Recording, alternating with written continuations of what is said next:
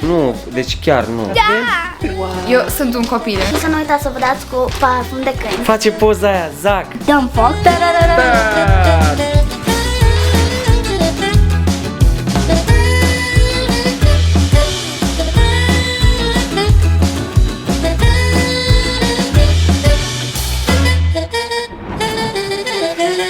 Ce se întâmplă, Sara? Ce faci acolo? Mama, Astăzi o să vă arăt rețeta noastră de cea mai lasagna, bună și delicioasă și care face este, mine. într-adevăr, este foarte bună. Vrem să o Și împărtășim cu cu multă voi. ceapă. Tare dor mi-a fost de perioada asta în care suntem acasă și facem mâncare. Toamna, dacă ați observat, noi punem destul de mult rețete. Aceasta este rețeta preferată a copiilor. Melissa iubește de fiecare dată când o gătesc. Și pentru că nu doar copiilor și nu doar nouă ne place, și tuturor musafirilor care au mâncat la noi în casă rețeta noastră de lasagna, ne-am gândit să o punem pe YouTube și să vi-o arătăm și vouă, ca să puteți să faceți și voi acasă. Eu am folosit 700 de grame de carne de vită, de mânzat, cam 4-5 morcovi, un ardei sau 2, capia sau graze care aveți. La mine voi știți că rețetele nu sunt foarte exacte. La mine e totul foarte freestyle. 2 cepe roșii, mai mult căței de usturoi, de la 5 în sus. Și uitați, dar ce perfect l-am curățat. Mulțumesc! Hello! Hello! Hello! Eu cu Sabrina avem un sleepover și da. Sleepover, adică? Adică ea vine la mine acasă și dorme la mine acasă. Melissa, dar ce ai tu pe față? Te rog să spui că cred că toată lumea deja și-a pus întrebarea asta. Da, deci eu am primit puțin de bullying când portase, doar că, guys, unii oameni mai au coșuri, mai sunt și adolescenți. Dacă ți le storci, faci cicatrici, dacă nu și îți pui pimple patch se numește, în câteva ore ți se duce. Deci sunt niște coșuri sub, atât. E ca un fel de plasture mai special de față. Hai să vadă lumea ce am făcut din timp, da? Ce? Tălăuța? Ei, bravo! Wow! Bravo! Crispy! Hai aici! A crescut foarte mare. A crescut, nu? Super mare e. Miroși bine. Cum vi se pare că s-a făcut? Frumusică? Am pierdut-o de câteva ori, dar am găsit-o. I-am făcut un tag din ăla la gât cu numerele de telefon. O lăsăm în curte la baie și nu înțelegem pe unde iese, este un mister, tu știi? Din curte în curte și pe la papi prin față. Astăzi avem o chestie foarte tare. Fetelor, Amza, o cutie cadou de la Daco. Papeterie și aduce bucurie. Sunt niște chestii foarte tari de la Daco. Deschidem acum? Da! Stai puțin să mai vedem cu mami cu rețeta, Da, și după cum? aia deschidem și asta. Încă puțin. eu deja am Încă cuțitul în puțin. Nu. Încă voi trebuie să aveți în mână răbdare, da? Trebuie să vă zic un secret. Eu, ca mamă, gătesc numai când mi-e foame. Și eu am grijă să nu gătesc, să nu mănânc, că după aia nu mai am niciun chef de gătit. Nu știu de ce, e o chestie specifică așa a tinerilor în general. Dar încă o am, știi? Da, și eu să Și trebuie să nu mănânc, să mă fie foame, ca să pot să-mi hrănesc puii. Haideți să vă și arăt ingredientele. Aici avem vreo 4-5 morcovi. Eu aș pune cât de mulți morcovi. Îmi place să fie îmbibat sosul de legume și nu doar foarte, foarte multă carne. Eu deja știu întrebările din comentarii. Unde este Zac? Este acasă la el, la părinții lui, la Maria și la Grigore. Și o să ne întâlnim peste 2 săptămâni. Eu cu Sara o să plecăm într-un mic concediu pe care nu l-am mai avut doar noi doi de foarte multă vreme. Foarte multă vreme înseamnă ani, așa. Și o să merg doar eu cu ea într-un concediu, să și sărbătorim aniversarea noastră de căsătorie pe care n-am aniversat-o. Am împlinit 17 ani de căsătorie pe 16 septembrie. Da, Deci suntem în noiembrie la final. Dar după ce venim de acolo, o să mergem și o să-i luăm pe Maria, pe Grigore și pe Zac. O să-i aducem la noi acasă, cel puțin ăsta este planul nostru. Și o să stăm o perioadă mai lungă, așa că în viitoarele vloguri o să îi vedeți pe toți. Ia uite ce și-a făcut. Păi tu stai imprimat tata în studio. Da. Și ia uite ce a făcut. Am făcut o varză. Vreau să încerc cu fața, fac sau... Te rog! Deci chiar nu. Dar nu e Chiar nu. Nu e niciun radiant, ideea este că este jec, înțelegi? Când pui mâna murdar rămân amprente. Și pe aia eu când scanez amprentele. Nu. Am pus ulei de măsline. Acum am mânzatul, 700 de grame. Se prăjește bine de tot vita și trebuie să ajungă să ți se topească în gură. Așa faceți brațe, da? Dacă vreți sală, puneți mâna și gătiți mămăligă. Stai aici cu mama, ești aici cu Mi-a mama. fost dor de ea, eu astăzi am venit din tabără, sunt foarte obosită și așa mi-e poftă de o lasagna bună. Intră bine. Pregătită?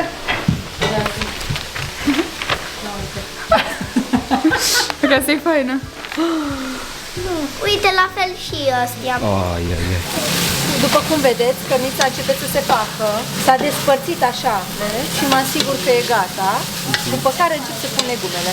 Ceapa cu usturoiul urmează să fie puse în oală la prăjit. După care o să pun morcovul. După care pun ardeiul, pe care îl pun și pe el în blender. Mai aveți nevoie de 2 borcane. Folosesc de la Barilla, cu roșii și cu busuioc. La fel cu roșii și cu busuioc. Iar pastă de tomate. Cred că voi pune cele 2 borcane și jumătate din asta. Cam așa. Vreau să fie destul de apos. Foi de lasagna sunt cele de la Barilla, care îmi plac de obicei.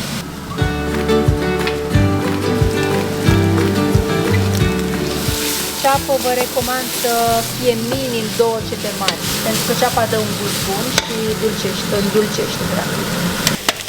După ce pun legumele, sosul de roșii cu toate cele o să trebuiască să stea așa cam o oră, la foc mic, să se facă să se îmbine toate gusturile. Deci e cam un ardei.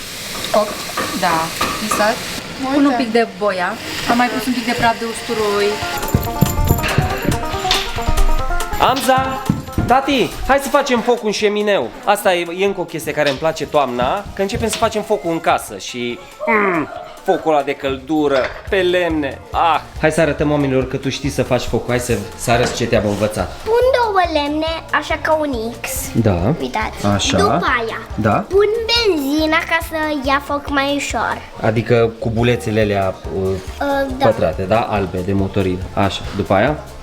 Punem niște lemne de brad subțiri. Așa, de brad. După aia mai punem încă ce mai a rămas, ca să nu consumăm în primul rând, să nu facem risip. De ce ai pus lemnele de la subțiri la tot mai groase? Păi ca să ia foc mai ușor. Acum mai pun lemnele astea. De ce pui așa în sus, drept?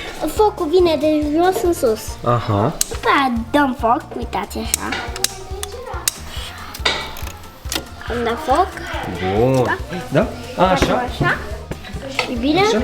Și dăm drumul la tiraj. Ăsta e. La tiraj. Dar ce înseamnă tirajul? Adică ca un fel să se facă focul mare. Hai să vă zic, ca un fel suflă în sus. Exact. Da, încet. Exact, da. După ce am dat tirajul și vine focul mare, acum pot să pun lemnele astea. Punem astea și mai groase, uitați așa. Nu vă ardeți. Da, hai că te ajut eu, hai. După ce legumele și cărnița sunt făcute, putem să punem sosul de roșii. Îmi place să fie cât de suculent. Și vă mai spun, puteți să puneți și o linguriță de pesto. Pastă de busuioc, dă un gust foarte, foarte bun. Iar oregano. Mai pun un pic de praf de usturoi, busuioc. Și eu o să bag doar o foaie de dafin, una micuță, o linguriță de zac. Asta este așa un secret, dacă vreți să-l puneți, dacă nu. Și se lasă la fiert minim 40 de minute la foc mic. Deci a venit momentul să deschidem coletul de la Daco. Aici înăuntru se află un advent calendar făcut de ei. Un advent calendar este un fel de kit în care tu în fiecare zi deschizi ceva până când se face Crăciunul și este așa un fel de cadou în fiecare zi. Hai deodată să-l deschidem. Hai. Yay, și sunt 3. Ce tare, uite ce drăguț e. Haideți să deschidem. Știți că mereu la Advent Calendar trebuie să ai răbdare să deschizi în fiecare zi câte unul?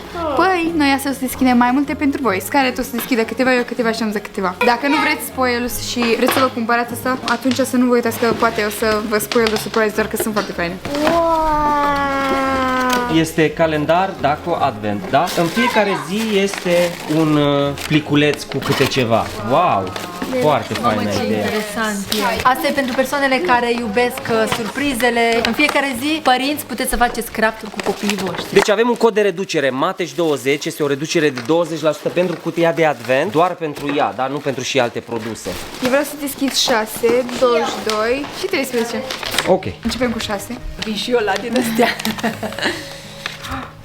Ioi. Deci avem un pix foarte drăguț care are mai multe culori. Le știe toată lumea, sunt OGs, ne plac. Și sticky notes pe care eu chiar folosesc foarte multe la școală. Eu am chestii mult mai faine decât Mel și decât Scar. De ce? Tata și mama știu ce cadouri îmi plac și... Dar noi le-am făcut. Da, știu, da. Dacă știu Da, mai dacă multe. știe ce îți place ție. Da. După 13. Deci, caițe cu motor, așa mic de notițe mă gândesc. O să-mi dai Și un mie dacă highlighter. vrei. Și ultimul. Deci avem niște clipsuri decorative cu care putem să facem tot felul de crafts și decorațiuni de Crăciun. Hai, ce Să deschizi prima vedem dată? prima dată 15, că el a fost primul. Ce fain e, asta bănuiesc că poți să o vopsești. 13 e cam slab, cam Da? ușor. O să vă lăsăm un link în descriere ca să mergeți direct pe site la Daco și să vedeți detalii despre pachetele de advent. N-am putut să mă abțin și am zis să mai deschid una random. E Paddy. Wow. Eu sunt un copil, deci Deci și ce e dacă pare Paddy? că am 15 ani, în creierul meu este 6 ani. Deci este un Paddy plastelină, dar e un fel de plastilină interesant, ok. Asta e, wow! Alea sunt stickere de fete, zici tu? Da, uite. Și eu. Tot 7. Sabrina, I have a gift for you. Ah, Thank you. You're welcome. Acum să-l deschidem. Plastelină. Wow! deci într-o zi ai lipit stickere, în alta ai colorat o sanie și într-una te-ai jucat cu plastilină. În fiecare zi faci un craft. Dar tu le deschizi pe N-am toate? putut să mă abțin, sorry. Păi stai puțin! Toată faza cu astea este să ai răbdare în fiecare zi să deschizi câte ceva și să te bucuri de astea. Ce să vedem. Ce numărul 10. Oh, deci ai primit o inimioară? Da, s-o pictez. Ce drăguț. Nu știu dacă îți vine ție să crezi, tati, dar astea seamănă exact cu acoarelele de când eram eu mic. Deci așa de tare îmi place cu culoarea asta. E așa un roz deschis cu sclipici. Cum mă de șters. Asculți, are și un cron din ăsta fain. Carioci. Super. Sosul este aproape gata. Aici am pus mozzarella, am pus-o în blender și am măcinat-o și o să vă arăt unde o să o și punem. Și vreau și eu puțin. Ia uite cine mi-a scris, cine mi-a trimis poze. Ce Acum stă! Zac face... Haideți să vedeți. Aole. Bă, iubitele, Uite. ce frumos i-ați observat că i-a crescut părul? Uite. Că acum are mai mulți dinți în gură decât avea acum câteva luni? Oh, ce scump e! Ce dorne e de Zachilini. Nu l-am văzut de 2 zile. Am fost la București cu el după ce am terminat seria asta de videouri cu Zac, cu episodul 6. Ați văzut că ne-am suit în mașină și am plecat la București. L-am internat împreună cu Maria. Ea a stat cu el acolo vreo 3 nopți. A avut niște investigații mai hotărâte, știi? A făcut ce angio-CT, l-a adormit, analize l-a înțepat, săracul, mult. I-am lăsat acasă alaltăieri și abia așteptăm să ne vedem peste 2 săptămâni cu ei. Câteva săptămâni bune o să stea pe la noi pe aici. Deci, cum am zis, povestea lui Zac și a noastră abia acum începe. Știu că și în vlogul ăsta și în următorul și în următorul o să întrebați unde e Zac, unde e Zac. Vă dați seama cât de dorne e de el și ce mult am vrea să-l vedem pe aici pe lângă noi în fiecare zi. Avem răbdare și o să ne și întâlnim. Sosul beșamel noi îl facem la Thermomix. Dacă avem unealtă asta, atunci ne folosim de ea. Voi puteți să-l căutați pe YouTube cum să faci sos beșamel. Ideea este că e nevoie de acest sos beșamel. 40 de grame de unt topit, acum 40 de grame de făină, după care se pune laptele, 500 de grame de lapte, sare, piper, nucșoară și tot așa se amestecă probabil în tigaie cu untel. Da, dacă am Thermomix, atunci îl folosesc cu drag. Dacă aveți și voi nevoie de un Thermomix, puteți să îmi scrieți în privat pe Instagram și eu vă pot da contactul unei persoane care o să vă ajute să vă achiziționați unul. Wow, Scarlett, ce s-a întâmplat din camera ta? Zici că a explodat. Și să nu uitați să vă dați cu parfum de câini. Cum miroase așa bine. Cu ăla de când te-ai dat? Acum. Vai. Mama a adus Sabrina, a venit după ea și am chemat și pe ea să vină să mănânce cu noi. Dacă tot facem lasagna. Și pentru că a venit mai repede după ea, îți dai seama, nu putea să plece cu gândul la lasagna, știi? Am pregătit foile de lasagna, sosul este gata, este foarte, foarte bun. Aici avem niște mozzarella făcută în blender și acum se face sosul beșamel. Le montez pe toate, după care le bag la cuptor. Prima dată încep cu un strat beșamel, pun foile de lasagna și pun un pic de... Trebuie să fie foarte suculent ca să se poată înmuia. Și de aia pun și între, știi? Voi pune un strat de sos. Foarte fain cu mozzarella, pentru că o să se întindă superb. Ce faci, Scarlett? Turul casei? Da. Like that. That's the coolest thing. Yeah, we're going down that way.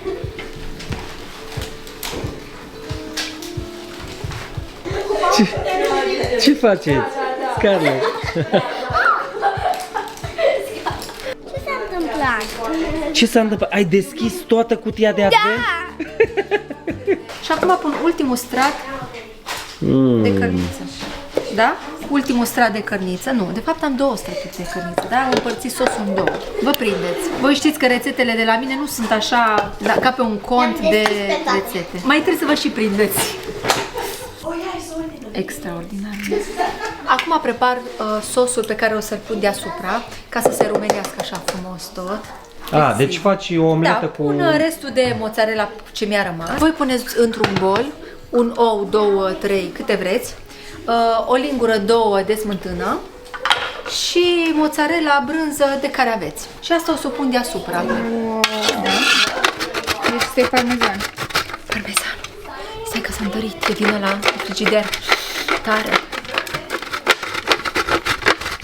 Acum direct în cuptor. Cuptorul care este preîncălzit la 190 de grade sau 200. Și ține cam jumătate de oră, nu? Cam așa, da.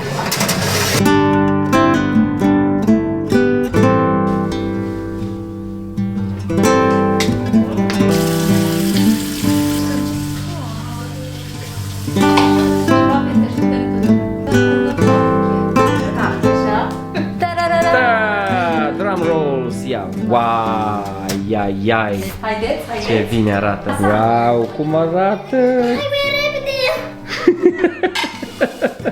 Ce mă, tata? Nu mai e răbdare? Dar mama, de Scarlett, ce te uiți cu fața aia așa? Hai, nu te opri! Mor de foame!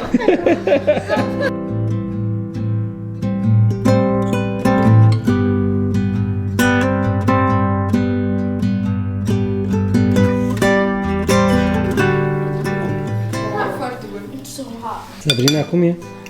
Very good. Cea mai bună lasagna care am avut-o vreodată. Pe bune. Deci asta este lasagna, da? Se vede cărnița cu brânză, feliile astea de pasta, sosul ăsta beșamel așa, întărit cu... Este extraordinar. Extraordinar. A fost perfect, Sara. Mă bucur, sper să vă iasă și vouă. Bun, v-a plăcut? Da. 1000%. Acum, cine vrea cheesecake să ridice mâna sus? I'll get a little bit. Da? Și noi vrem cheesecake, dar n-avem. It's okay, I love you anyway. Asta e chestia. Toți musafirii noștri ridică mâna, dar din păcate n-avem. Poate în alt vlog.